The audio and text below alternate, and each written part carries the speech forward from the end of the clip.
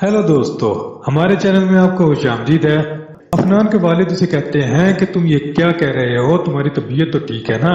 लेकिन वो कहता है कि मुझे वक्त के साथ साथ अंदाजा हुआ कि कौन बेहतर है और कौन बेहतर था और किसने मुझे नुकसान पहुंचाया।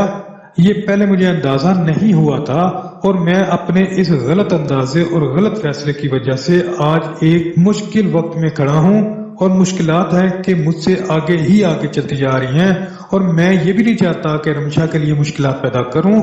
मैं उसको सिर्फ खुश देखना चाहता हूं, चाहे वो मेरे साथ ना भी हो। कासिम साहब अपने बेटे को समझा बुझा कर चुप करवा देते हैं कि अगर कुछ हो नहीं सकता तो इस पर बात करने का भी कोई फायदा नहीं है।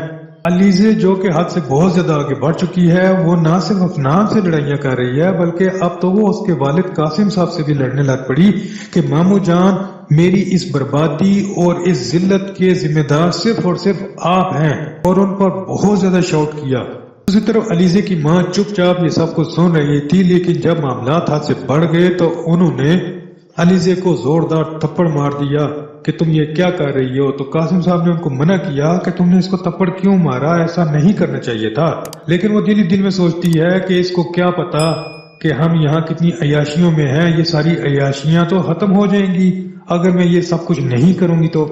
और इस थप्पड़ के पीछे भी उसका अपना ही मफाद छुपा हुआ है, लेकिन कासिम साहब को अभी तक इन सब हकीकतों का पता नहीं है।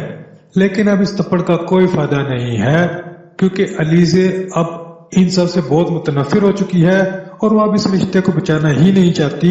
उनमें दूरियां और ज्यादा बढ़ गई हैं। अफनान और अलीजे अब एक दूसरे से दूर दूर हो गए हैं और ये सब कुछ उस वक्त और ज्यादा बढ़ जाएगा जब अलीजे रमशा को अफनान के साथ बाहर किसी जगह पर देख लेगी। तो देखते रहिए ड्रामा सीरियल बेलगाम। मिलते हैं इसकी अगली एपिसोड में। वीडियो देखने का बहुत शुक्रिया।